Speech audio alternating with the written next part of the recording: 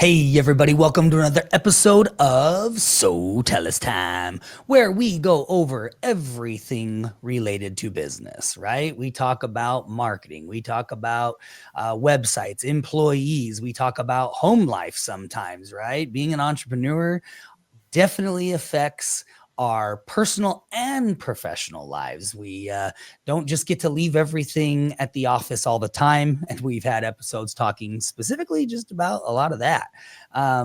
But we talk about anything and everything that we have learned over the last 25 years of being in business, 25 years plus of being in business, owning multiple different companies and helping literally tens of thousands of businesses over that 25 years plus create hundreds of millions of dollars in revenue. And so that's what we do here on SoTellUs Time. We love coming at you every single week. Tuesday mornings. We figure Monday morning is like, got to dive in, get through your emails and kind of get back to in the groove. So Tuesday morning is a perfect time for you guys to be tuning in and listening to these episodes. Get your mind right and get you focused for the rest of the week. So today we got a really good episode for you. It's called Win the Talent War. See, in business, we all have, well, most of us, unless you're still wearing all the hats. If you're a one-man, one-woman show, then you're not here yet. But you know what? Still listen. Don't jump off because you are going to grow, right? Say it with me. I am going to grow. And so you will have employees, and this will be good to get your mind wrapped around that. In today's day and age, it can be very hard, very difficult to keep the talented employees.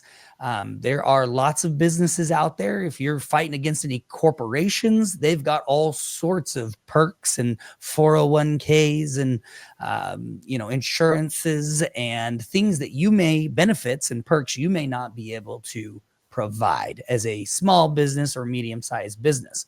Our larger companies that listen to us, well, they have all those wonderful little add-ons. But for a lot of companies, we can't compete that way, right? So what do we do? And that's what we're going to be talking about today, because it doesn't always just have to be these traditional benefits and things like that. There's lots of things and options that you can do, and we'll throw a few in that we do as well along the way to help our employees say, this is where I want to be. So, all right, Troy, dive in. Let's get this episode going. All right. So first, let's just take a minute to understand the talent landscape, right? And why retention of our employees matters more, now than ever before.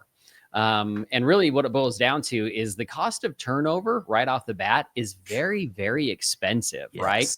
You have lost productivity. You have the cost of trying to hire somebody. I don't know if you've been running ads on, these Indeed and places like that, but the cost to just get somebody to be interested in your business is just going up and up and up. Yep. And there's also what we call knowledge drain, which basically means like if you have an employee that's been with you for a long time and they leave and you have to hire somebody new to replace them, well, guess what?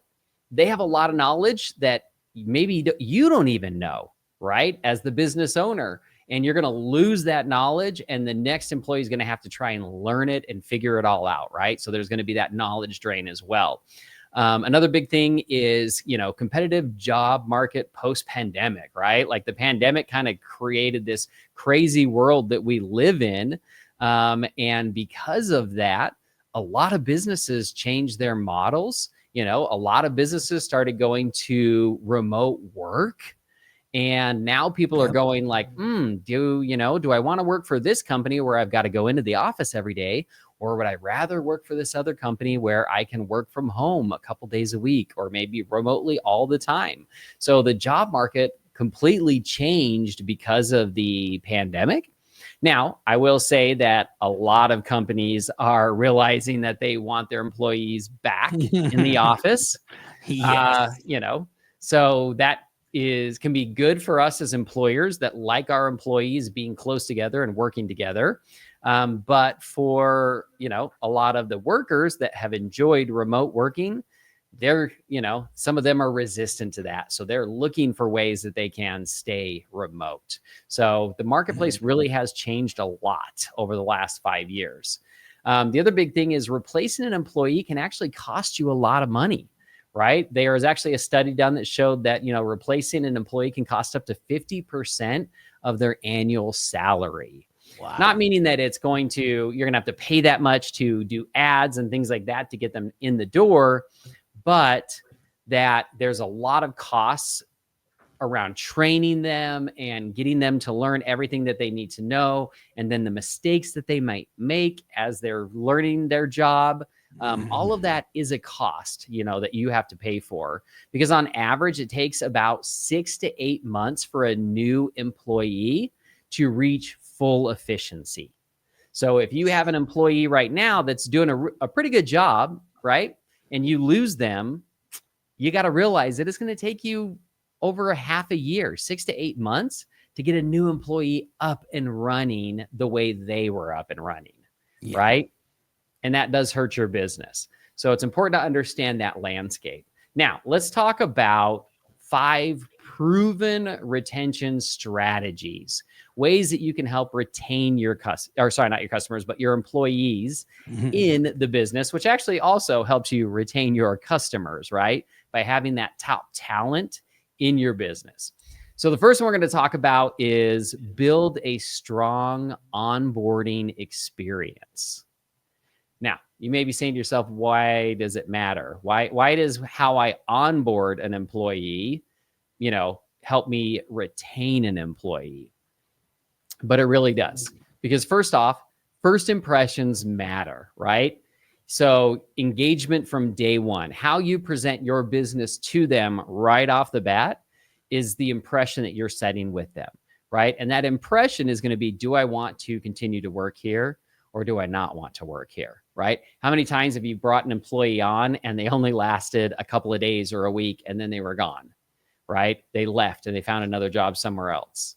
That means you probably don't have a very good onboarding experience, that you couldn't even convince them to stay for more than a week, right? So that's really important to look at. So key onboarding elements that you need to think about are like cultural integration, clear expectations of the job.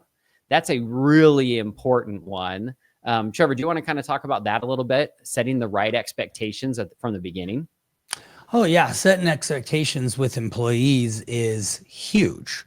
And we've talked about this in the past too, like even with Troy and we have to have expectations of ourselves too, as partners and owners of the company, right? But if we're saying that, hey, there needs to be expectations between us and understanding how important do you think it is for then you to have that for your employees as well? They need to have that really clear and cut idea of like, look, these are the hours that you're going to work. This is when you're going to show up. This is when you're going to, clock off. And I can tell you, we've run into problems in our own business where it's like been like, hey, I need to do this or I need to leave early on this. And so I'll just come in early. And then, and okay, sure. Yeah, I understand that. And then all of a sudden 1 time, 2 times, 3 times turns into always. And then we're like, wait a minute, hold on. Who's here till the end of the day, guys? What's going on? Why is everybody bailing early? Right. Or they're, and I'll tell you a quick example of just like even lunch, right? So one thing that we ran into personally was that these guys would do like a half an hour lunch instead of an hour lunch. And then they would be bailing a half an hour early out of the office. And we had to sit them down and say, hey, listen, look, we have hours, guys. We have hours of operation here and somebody's got to be here to answer the phones, to answer support, take on anything that the customer needs during those hours. Our customers expect us to be here and be available to them. And so, those are just kind of some of the scenarios that we've run into where it's like, we didn't quite define what the expectation was as far as like, and that goes along with just, showing up for work and when you're supposed to be here, let alone what they're actually supposed to be accomplishing during the day, right? And so like, here's your job, here's exactly what you need to do, A, B, and C, and laying that out very clearly for them. So just a couple examples. Yeah, exactly. Those are great. Another big thing too is giving them early wins, right? Giving them the ability to like get some wins right off the bat so they feel good about their job and they feel good about what they're doing in their job, because if they don't feel like they're succeeding, they may start to look elsewhere. Another thing too that's really important, number 2, is create a career growth opportunity, right? Meaning that a lot of people, if they feel like they have career, stagnation where they're not going to be able to grow in your company, then they start to disengage from the company, right? It just becomes a job to them, and a job is something that you can quit and you can go and get another job somewhere else. But if they feel like they have a career path with you, then they're more likely to stay with your company. So setting that up in the very beginning with them, explaining to them that, look, what you're doing today is not going to be what you do forever. Like, our company is growing, and we expect you to grow with us, and we're going to have opportunities for you to grow in your career based on that growth in the company, right? And it gives them something to work towards. So talk about, you really want to talk about like internal mobility. You want to talk about mentorship, that like, look, we're going to be working with you. We're going to help you, increase your skills, make you better at what you do. You want to talk about, like, we're going to give you projects that are going to stretch you and help you grow that way, and then upskilling them as well, meaning that we're going to teach you skills that you don't have today that's going to make you a more valuable employee, which is going to make, you more money down the road as well. So having those career paths are really important in the business, and making sure that everybody understands it, right? Even reminding maybe some of your longtime employees, like, look, hey, our goal is for you to move up, right? And, become a manager, become a this, become a that, giving them that vision of the future, if you will. So the next one is, number 3, is cultivate a culture of recognition and feedback. And this is really important, because frequent, sincere recognition can actually, a lot of times, outweigh compensation. So a lot of times we're like, we think that people are just focused on, money, money, money, money, right? It's like all they care about is getting that next dollar raise. But there's been studies that have shown that a lot of times more frequent recognition of what they're doing and the great job that they're doing is actually more important to them than just that dollar raise, right? So them feeling successful in the business and feeling like they're recognized makes them want to stay with the company, because again, they could go somewhere else and get a dollar raise, but it might not be a great place to work, right? So you need to make sure that that you focus on that culture of recognition, and really embrace like peer-to-peer recognition and regular feedback loops. So, create opportunities for, peers to recognize each other. And then also, feedback loops where your employees can give you feedback on the business and how things are going. And then you can also give them feedback on what they're doing. One of the things that we do is we have a company meeting every single week, and we really kind of try to point out like great things that have been accomplished in the last week. What are people working on? What have they accomplished? And we try to recognize those accomplishments with the whole team, right? So that they're not just getting recognized by us individually, but they're getting recognized in front of everybody in the company that they did a great job. So that's really important as well. All right. Number 4, flexible work and well-being support. And this is a kind of a new one out there.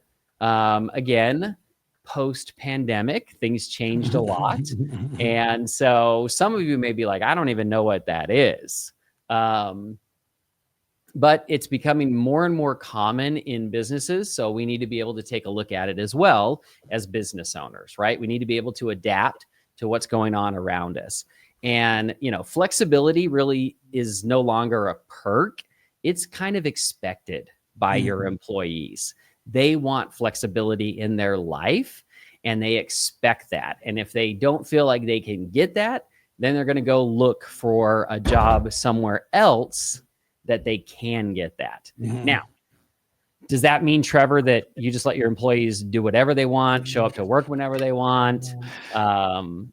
Is that how it works? Well, I'm sure they would love that, but you won't stay in business very long. Exactly.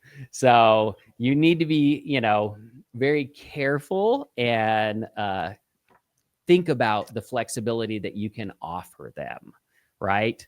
So give them ways to have some flexibility, but make sure that you're not so flexible that you're going to hurt your business.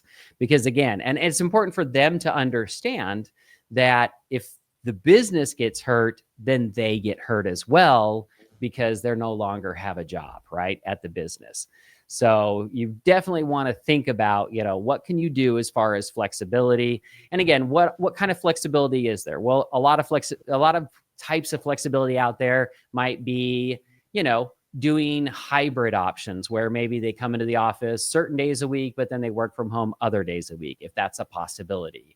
Or flexibility might be some flexibility in their schedule where it's like, oh, you know what? I'm a morning person. I'd like to get in here early and work, really hard in the morning. Or maybe I'm not a morning person. I would like to, maybe take the little bit late, come in a little bit late, but stay a little bit later because I'm really good.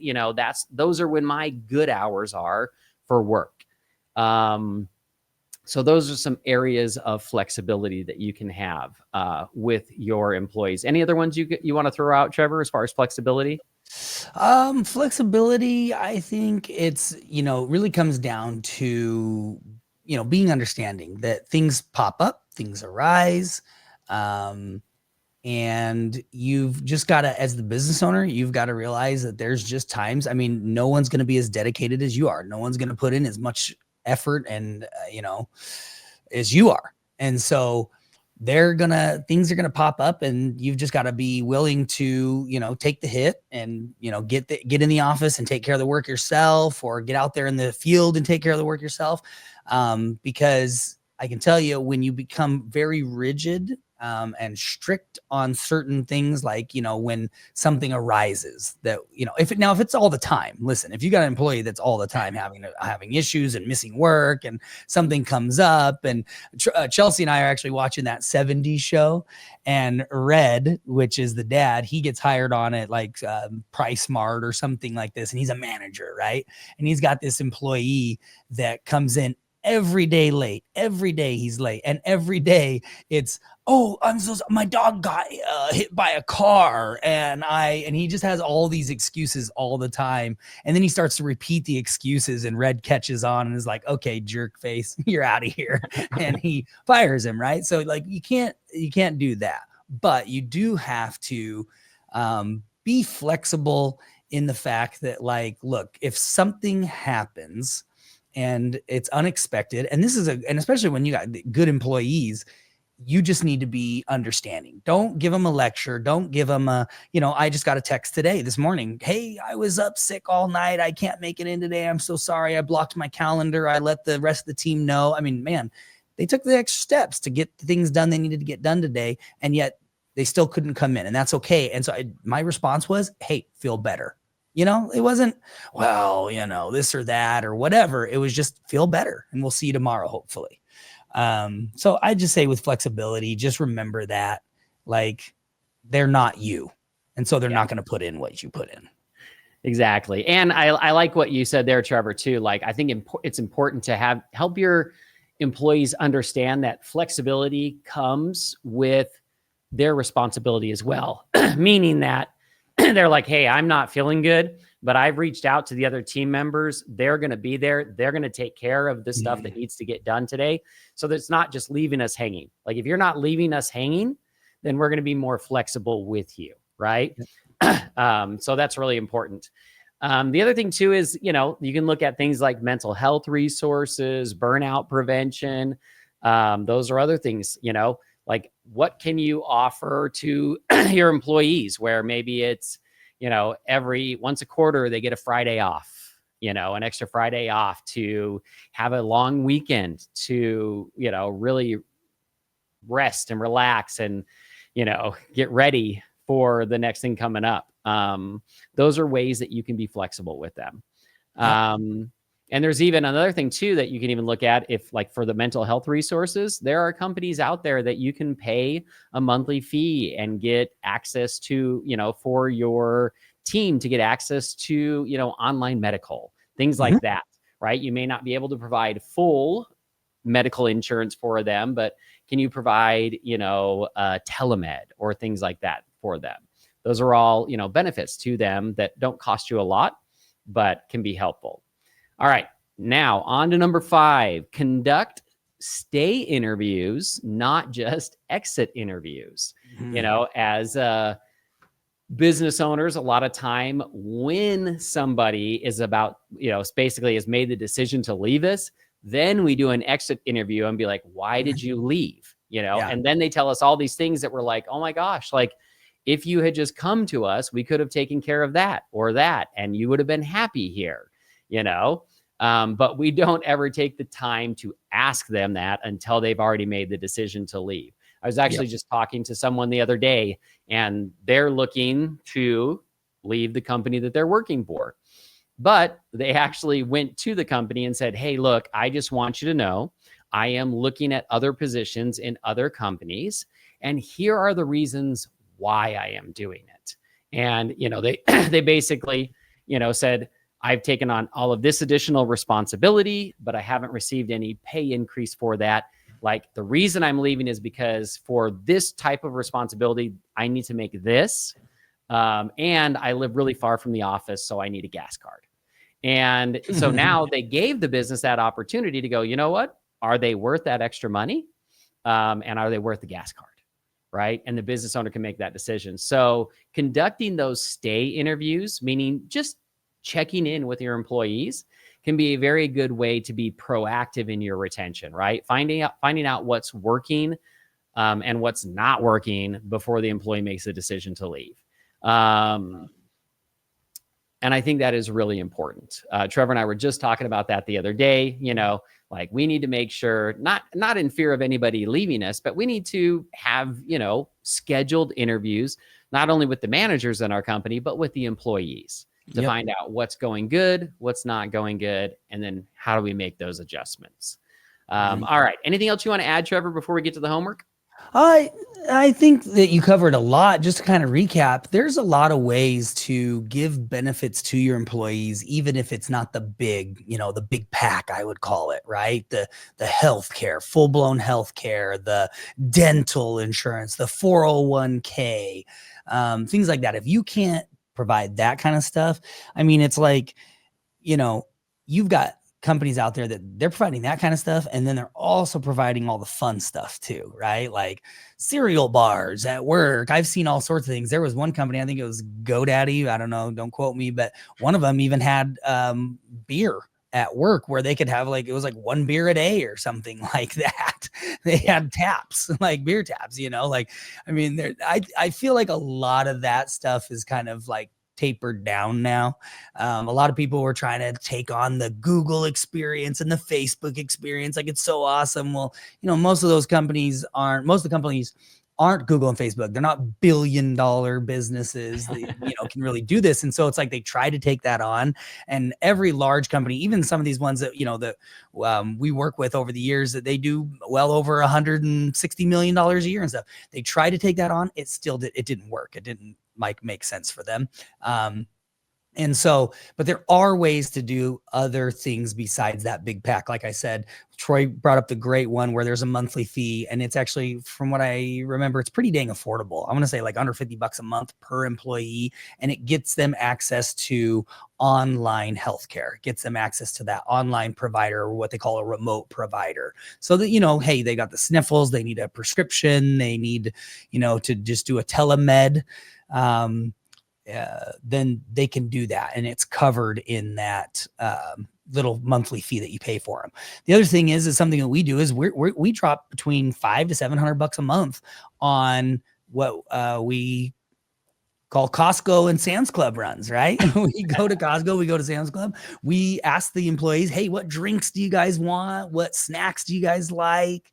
And then we go out and we buy all this stuff, and we stock the fridge and we stock the cabinets with snacks and drinks that they like, so that they're able to they actually really love it because they'll go get like sandwiches from like a sub place, but then they come back and they've got all the chips and they've got drinks. So it actually saves them money every single day when they're eating out, or if they're even bringing food from home, because it's like they have the sandwich, but then we're providing the drinks and the chips, right? And then there's snacks and desserts and things like that too. And they've really appreciated that. And again, I ask them, hey, what do you guys want this month? I'm going to head over to Sam's Club. I'm going to head over to Costco. What can we get you guys? And so that's just a nice little perk and an added benefit. I worked at Just Sports. It's a place here in Arizona. I worked at the warehouse for Just Sports, and the owner said, hey, you guys, I've got this fridge full of soda. You can drink all the soda you want, as much as you want. The only thing is, I only buy Diet Coke. And so we drank all the Diet Coke. I hated Diet Coke at first. And now today I do as well. I just don't drink it very often. But like, I remember back then I was like, Diet Coke, man. Like, who cares? It's disgusting. He's like, you can drink all the Diet Coke you want. I'm like, I don't want any Diet Coke. Okay, bud. Like, so it really wasn't a perk for me, and most of the guys, he just got Diet Coke because he liked Diet Coke. So make sure that you're doing stuff that they actually are going to enjoy. And I like that. Like, there's little other ideas, like being able to give your guys days off, extra days off from time to time, perks, right? Maybe gift cards for gas or for other items that, because they're having to drive super far for the office, or, just things here and there where they're like surprised from time to time, like, oh, wow, thanks. These guys care about me. That's important. So that's it. Just kind of think outside the box, even do some Googling. There's lots of good resources out there that can help you guys, keep and retain those awesome employees without having to, put the company out of business to try to do it.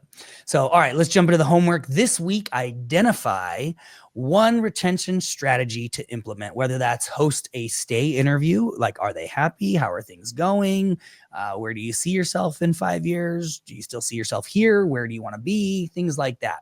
Don't be afraid to talk to the employees before it's too late and before it's like hey, I'm leaving you and they've already got another job, because that's what's going to happen eventually. Or revamp your onboarding checklist. That's a good one. Introduce a peer recognition program. Offer that mental health day. But there's several things that you guys can take from this podcast, this episode today, and try to implement something this week, even if it's just touching base. That's a good place to start, is to touch base. And then if you guys have some success stories, share them, put them in the comments below. We love, so if you're on YouTube, of course, we love to see the comments and see what everybody's saying about the episodes and stuff. So, all right, guys, well, we love you. We appreciate you. We are so grateful for all the listens and the shares and the likes and the comments. You've really helped the podcast grow. You've helped the YouTube channel grow, and it has been awesome. We're on, every social media platform. We're on every podcast platform out there, and of course YouTube. So check us out on YouTube as well. We'll talk to you guys and see you on the next episode of SoTellUs Time.